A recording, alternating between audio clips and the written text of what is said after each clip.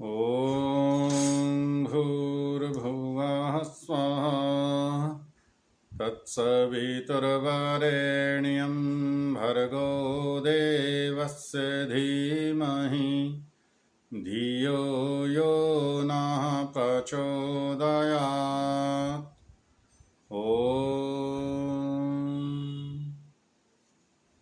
सभी को नमस्ते जी। आर्योद्देश्य रत्नमाला स्वाध्याय श्रृंखला में आप सभी का स्वागत है। आज हम सब आर्योद्देश्य रत्नमाला के क्रम संख्या 47 पर विचार करेंगे। विषय यज्ञ। यज्ञ क्या है? महर्षि लिखते हैं, जो अग्निहोत्र से लेके अश्वमेध पर्यंत जो शिल्प व्यवहार और जो पदार्थ विज्ञान है, जो कि जगत के उपकार के लिए किया जाता है, उसको यज्ञ कहते हैं। तो यज्ञ केवल अग्निहोत्र का नाम नहीं, हवन करने मात्र का नाम यज्ञ नहीं है। कहते हैं अग्निहोत्र है, अग्निहोत्र से लेके अश्वमेध पर्यंत जो बड़े बड़े यज्ञ किए जाते थे, वर्तमान में तो उनका स्वरूप कहीं है नहीं अब। और जो शिल्प व्यवहार है और जो पदार्थ विज्ञान है, एक एक पदार्थ का विशेष ज्ञान होना, जो कि जगत के उपकार के लिए किया जाता है, उसको यज्ञ कहते हैं। सत्यार्थ प्रकाश में भी महर्षि ने व्याख्या की है, यज्ञ उसको कहते हैं कि जिसमें विद्वानों का सत्कार,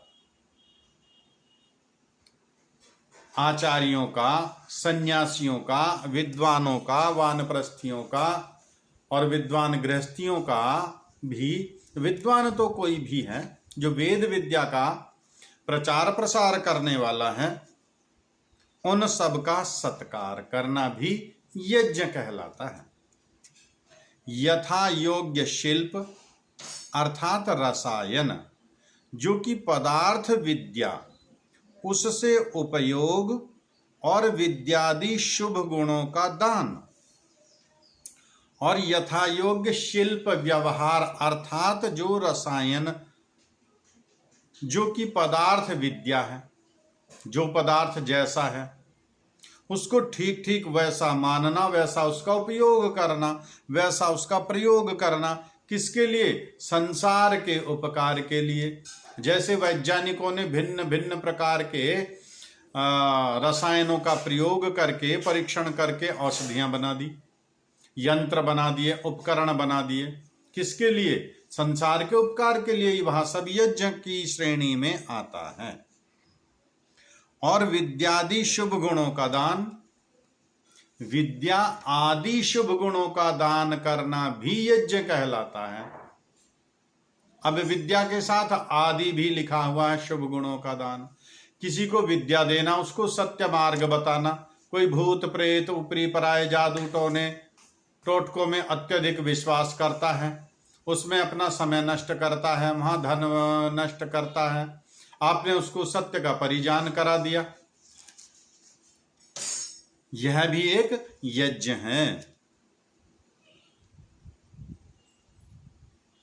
अग्निहोत्र आदि, जिनसे वायु, वृष्टि, जल, औषधि की पवित्रता करके सब जीवों को सुख पहुंचाना है, उसको उत्तम समझता हूं।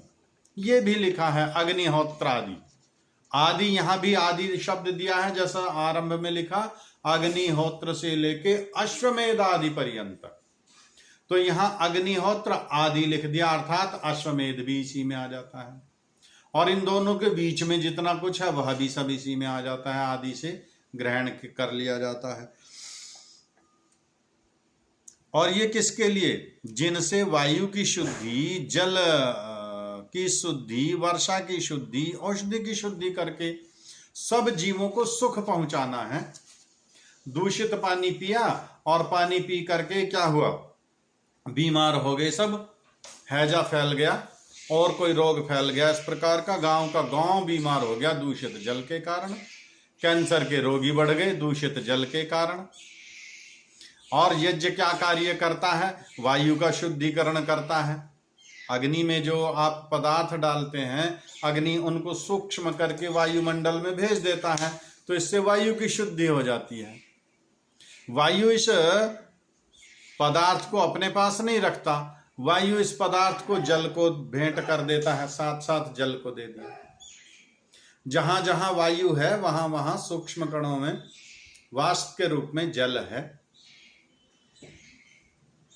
वे पदार्थ गए अब जल के पास में, तो जल का भी शुद्धिकरण हो गया। वृष्टि जब होगी, वर्षा जब होगी, तो इन्हीं पदार्थों को लेकर के वह भूमि पर आएगी और इस भूमि से ही हमारी सारी अन्न औषधियां सब उत्पन्न होंगी और इन अन्न औषधियों का भी शुद्धिकरण हो जाएगा। तो पदार्थ आपने डाला अग्नि में, अग्नि से गया वायु को, वायु से गया जल को, जल से पुनः आ गया पृथ्वी पर और पृथ्वी से ही सारी अन्न औषधियां हम प्राप्त करते हैं। उन अन्न औषधियों का भी शुद्धिकरण हो गया। इसका नाम यज्ञ है और इसका नाम अग्निहोत्र भी है। और इससे केवल करने वाले को लाभ नहीं होने वाला, संसार भर को लाभ होने वाला है। श्रद्धाचार्य जी की व्याख्या, यज्ञ है देवों की पूजा, देवताओं की पूजा, संगतिकरण और दान। अब देव कौन है? विद्वान वही सदेवा, शास्त्र कहता है जो विद्वान है वही देवता है और उसी की हमें पूजा करनी। देवताओं की पूजा इस प्रकार नहीं करनी, ग्राम देवता, भूमिया देवता, चामन देवता, दादा खेड़ा, इस प्रकार पीर मजारों की पूजा करना, ये देवता नहीं।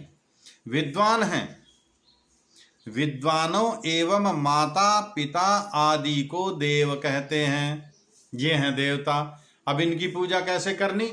धूप दीप नैवेद्य से इनकी पूजा होती नहीं, आप जानते हैं। इनकी भोजन की, वस्त्र की, औषधि की सेवा शुश्रूषा करना, ये इनकी पूजा है। तो यह भी एक यज्ञ है। वृद्ध माता पिता की सेवा शुश्रूषा करना, उनके भोजन की, औषधि की, वस्त्रों की व्यवस्था करना, यह भी एक यज्ञ है।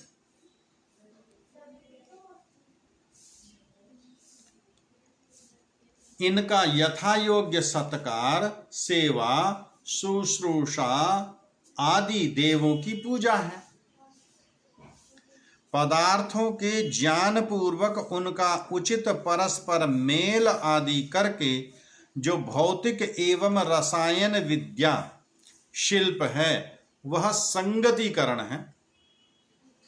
पदार्थों का, अब जैसे कोरोना की दवाई बनाई है, मलेरिया की दवाई बनाई है, खुजली की दवाई बनाई है, खांसी की दवाई बनाई है, इन सब में पदार्थों का मिश्रण है। और मिश्रण कैसा? उचित मात्रा पर है, बुद्धिपूर्वक मिलाया गया है। किस पदार्थ की कितनी मात्रा उसमें मिलानी है। रसोई घर में भोजन बनाते हैं, सामान्य सी बात है। हल्दी कितनी डलेगी, नमक कितना डलेगा, हींग कितना डलेगा, जीरा कितना डलेगा, घी अथवा तेल कितना डलेगा, सबका सम्मिश्रण है। यदि अत्यधिक उसमें नमक डाल दिया, खाया नहीं जाएगा। अत्यधिक मिर्च डाल दी, खाया नहीं जाएगा। अत्यधिक हल्दी डाल दी, खाया नहीं जाएगा, कड़वा हो जाएगा। अत्यधिक उसमें चिकनाई डाल दी, ऊपर ऊपर तैरता रहेगा, खाया नहीं जाएगा। जो उचित मात्रा में मेल है, इसमें अग्निहोत्र से लेकर अश्वमेध पर्यंत जो याग विशेष हैं उनसे भी शिल्प विद्या सीखते हैं। अग्निहोत्र से और अश्वमेध पर्यंत जो बड़े बड़े याग हैं उनसे भी शिल्प विद्या का सीखना होता है। व्यवहार सीखते हैं। याग रसायन विद्या तो है ही, इनसे जगत का महाउपकार भी होता है। जो हम यज्ञ करते हैं वह भी तो रसायन विद्या ही है। घृत कितना डालना, सामग्री कितनी डालनी, सामग्री में कौन कौन सी मात्रा कितनी कितनी डालनी, ये सब शिल्प व्यवहार तो है, पदार्थों का मेल ही तो है। पदार्थों को ठीक ठीक समझ तो लें, जान तो लें कौन कौन से पदार्थ डालने हैं। अब ये कह रहे हैं कि ये रसायन विद्या तो है ही, इससे जगत का महाउपकार होता है, संसार को लाभ भी मिलता ही है। कैसे मिलता है? वायु शुद्धि, वृष्टि, जल शुद्धि एवं औषधियां उत्तम होती हैं। अभी बताया, वायु में जाएंगे पदार्थ, वायु से जल को, जल से पृथ्वी को, और पृथ्वी से ही सब अन्न औषधियां उत्पन्न होंगी। शिल्प विद्यादि का यथा योग्य उपकार लेना होता है, इसका नाम भी यज्ञ है। विद्या का दान सर्वोपरि दान है, इसमें वेद विद्या का पढ़ाना सर्वोत्तम है, यह भी एक यज्ञ है। किसी को विद्या देना, और विद्या भी वेद विद्या तो सर्वोपरि, और वेद विद्या जितना जिसको पढ़ाई जाएगी उतना बड़ा उसका यज्ञ होगा। आपने एक को पढ़ाया, उसने दूसरे को पढ़ाया, उसने तीसरे को पढ़ाया, चाहे और समाज में वेद विद्या का प्रचार प्रसार होगा, सबका सुख बढ़ना ही बढ़ना है। भौतिक विद्यादि जो वेदों से ही निःसृत है, निःसृत अर्थात निकलना, नीचो वो टपकना कहते हैं, जैसे ऊपर से जल की बूंद बूंद टपकती है। जल पहाड़ों से आया, नदी से, और नदी से फिर छोटी छोटी नहरों में जो जल जाता है, निकलता है।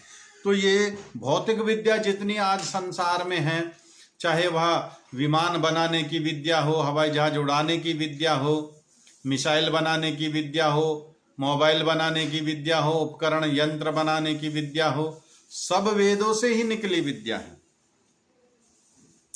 युक्ति युक्त और प्रत्यक्ष सिद्ध है।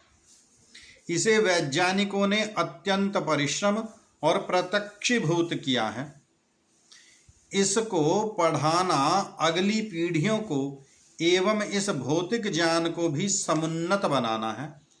और यदि वेद विद्या का अधिक से अधिक पठन पाठन होगा तो आने वाली संततियां हमारी विद्वान बनेंगी, और जो ये भौतिक ज्ञान है उसको भी और समुन्नत अर्थात इसमें विकास होना।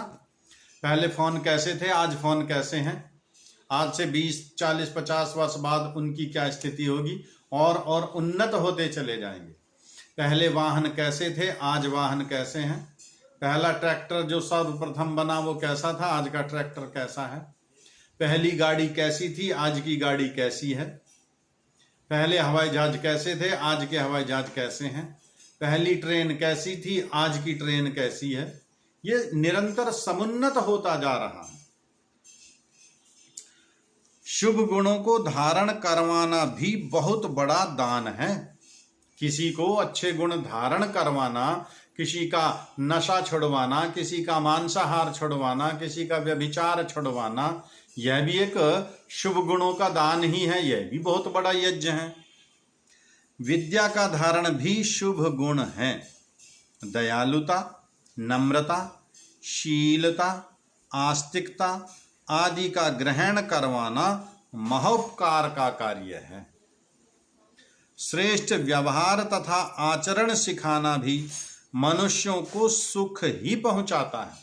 सबका आचरण, सबका व्यवहार शुद्ध पवित्र है तो इससे सबको सुख पहुंचेगा। ये बहुत बड़ा एक यज्ञ है। अपने अपने द्वारा उपार्जित विद्या, बल, धन, गुणादि को दूसरों को देना, ग्रहण करवाना ही दान है। हमने विद्या पढ़ी और विद्या पढ़ करके हम उसको लेकर के बैठ गए अपने पास, बताना नहीं दूसरे को, फिर तो सब विद्वान हो जाएंगे, फिर मुझे कौन पूछेगा। धन प्राप्त किया तो देना नहीं किसी को, ये तो सब धनवान हो जाएंगे। अपना बल, अपना धन, अपनी विद्या दूसरे के सुख के लिए देना, बांटना, यही तो दान है। और यह दान यज्ञ की श्रेणी में ही आता है। तो ये सब यज्ञ ही कहलाता है। आप सभी का बहुत बहुत धन्यवाद। सभी को नमस्ते जी।